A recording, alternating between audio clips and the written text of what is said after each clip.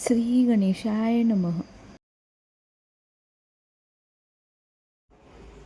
असं होतं वेळात सकाळ जाऊन निघत म्हणून पडलो.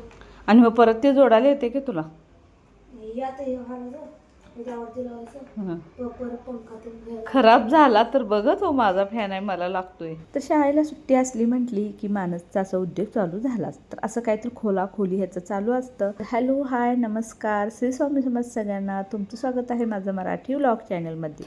तर बघा, आज आहे गुरुवार आणि मी आजपासून स्वामींचे 11 गुरुवारचं व्रत करण्यास सुरुवात केलेली आहे. तर आजचा माझा हा पहिलाच गुरुवार आहे.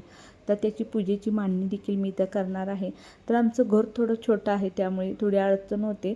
त्यामुळे मी इथं आमचा जो देवार आहे त्याच्यावरतीच मी स्वामी समर्थांची प्रतिमा पूजणार आहे. तर तुम्ही बघू शकता इथं जे जास्वंदाचं पांढरं फूल होतं ते मी विष्णू लक्ष्मीच्या फोटोला घालून डब्बा घेण्यासाठी गेले होते. पुन्हा ते फूल पडलं आणि लगेच पण पडलं नाही, थोड्या वेळाने पडलं.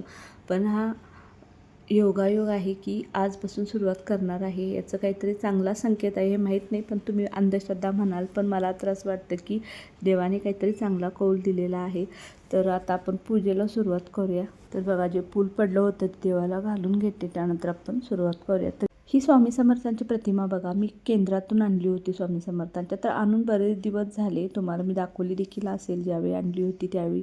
पण प्रत्येक गुरुवारी काहीतरी अडचणच येत होती, मला सुरुवात करायलाच होणं झालेलं. तर आज बघा, आज तो योग आलेला आहे, आज सुरुवात केलेली आहे. तर आज संकल्प करायचा. तर इथं स्वामींच्या प्रतिमेला अष्टगंध लावून घेतलेला आहे आणि इथं केशरी कलरचं एक वस्त्र होतं माझ्याकडे, ते हंतरून घेतलेलं आहे. आणि एक साईडला जी आपली जप माळ असते, आपण ज्यापासून रोज जप करतो, ती ठेवलेली आहे. एका वाटीमध्ये थोडेसे तांदूळ, थोडीशी साखर ठेवलेली आहे. आणि इथे बघा, मस्तपैकी फुलांनी भरलेलं आरतीचं ताट ठेवलेलं आहे. आणि इथे बघा 2 उदबत्त्या देखील घेतलेल्या आहेत आणि एक प्लेटमध्ये धूप देखील ठेवलेला आहे. आणि माझ्याकडे बघा गणपतीची छोटीशी मूर्ती आहे, त्यामुळे मी सुपारी न पुजता मूर्तीच पुजलेली आहे, कारण सुपारी आपण गणपती म्हणूनच पुजतो. तर थोडेशा अक्षदा ठेवलेले आहेत, त्याच्यावरती ही गणपतीची मूर्ती ठेवलेली आहे आणि त्यालासुद्धा एक फूल वाहून घेतलेलं आहे. तर स्वामींनासुद्धा मी इथं पिवळ्या कलरचं फूल वाहिलेलं आहे. आणि नैवेद्यासाठी मी इथं केळी आणि आमच्या झाडाचं सीताफळ ठेवलेलं आहे. तर बघा, आत्ता हे स्वामी समर्थांची पूजा करण्याचं कारण आहे मोठं. कारण मी हे नवस बोलले होते की स्वामी समर्थांचे मी 11 गुरुवार करीन म्हणून. तर जे लोक माझा व्हिडिओ नेहमी बघतात त्यांना माहितीच असेल की मागच्या वर्षी आहोंना 4 ते 5 दिवसासाठी हॉस्पिटलमध्ये ॲडमिट केलं होतं, कारण त्यांचं पाय खूप दुखत होता. आणि त्यावेळी डॉक्टरांनी आम्हाला खूपच भीती गाठली होती. त्यावेळी मी स्वामींच्याकडे नवस केला होता की त्यांचा पाय बरा होऊ दे, फक्त औषध गोळ्यावरती बरा होऊ दे, मी तुमचं 11 गुरुवारचं व्रत करीन म्हणून. आणि तसंच झालं, त्यांचा पाय बरा झाला, औषध गोळ्यावरती दुखायचा थांबला आणि आम्ही मग 4-5 दिवसांनी डिस्चार्ज घेऊन घरी आलो. आणि तेव्हापासून जे माझं स्वामी समर्थांचं करायचं असं मी म्हणायला लागले. पण प्रत्येक गुरुवारी प्रत्येक वेळी काहीतरी अडचण येत होती. तर ते 1 वर्षानंतर बघा आत्ता साध्य झालं. कुठल्याही देवाचं वगैरे काही जर करायचं असेल तर ते आपल्या म्हणण्याप्रमाणे कधीच होत नाही. तर आज मी या देवाचं व्रत करीन किंवा मी आज या देवाला जाईन किंवा उद्या त्या देवाला जाईन असं होत नाही. जोपर्यंत देवाच्या मनात नसतं तोपर्यंत आपण काहीच करू शकत नाही. कितीही तुमच्याकडे पैसा असू दे, कितीही वेळ असू दे आणि तुम्हाला जर कुठं त्या देवाला जायचं असू दे, पण ते घडत नाही. काही नाही तर काहीतरी अडचण येते आणि कधी तुमच्या मनातसुद्धा नसतं आणि अचानक तुम्ही तिथं जाऊन पोचता. माझ्याबरोबर तर बऱ्याच वेळा तसं झालेलं आहे. मला स्वामी समर्थांची अजिबात भक्ती किंवा असं म्हणजे काही माहिती देखील नव्हतं. त्यावेळी मी अक्कलकोटला गेले होते आणि त्यानंतर मग परत 2 ते 3 वेळा गेले. जेव्हापासून माझ्या मनात त्यांच्याबद्दल भक्ती निर्माण झाली, त्यानंतर मग मी 2-3 वेळा अक्कलकोटला जाऊन आले. आणि स्वामींच्याबद्दल तर मला बरेच अनुभव आलेले आहेत. तर तुम्हाला पुढे एक व्हिडिओमध्ये मी कधी तर सांगेनच.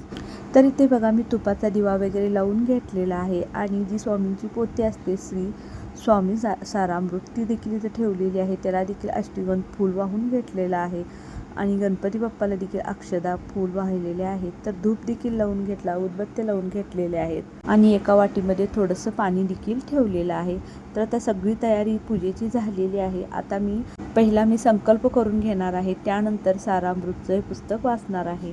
संकल्प करण्यासाठी बघा इथं हातामध्ये थोड्याशा अक्षदा म्हणजे तांदूळ आणि एक फूल घेतलेलं आहे आणि त्याच्यावर थोडंसं पाणी घ्यायचं आहे आणि आपल्या मनामध्ये काही इच्छा वगैरे असेल किंवा आपण किती गुरुवार करणार आहोत 9 की 11 हा संकल्प करायचा आहे आणि संकल्प केल्यानंतर आपल्याला तितके गुरुवार करायचे आहे जितके आपण बोललेलो असतो.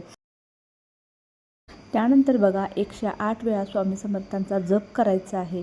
त्यानंतर तारक मंत्र म्हणायचं आहे आणि त्यानंतर मग आपण स्वामी सारामृत वाचायला सुरुवात करायची आहे. श्री स्वामी समर्थ, श्री स्वामी समर्थ, श्री स्वामी समर्थ, श्री स्वामी समर्थ, श्री स्वामी समर्थ.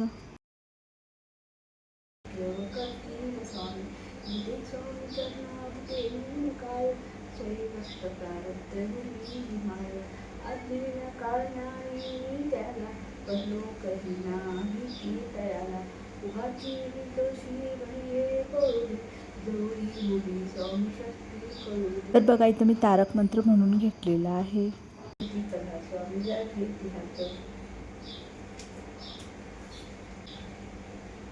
बघा स्वामी समर्थांची पोथी वाचून झालेली आहे आणि इथं पूजा बघा मी कशा पद्धतीने मांडलेली आहे. काही चुकलं असेल तर तुम्ही मला कमेंट करा आणि सांगा की कशा पद्धतीने करायची असते. मी जशी मला जमेल तशी केलेली आहे. तर आता नैवेद्याला काय काय केले बघूया.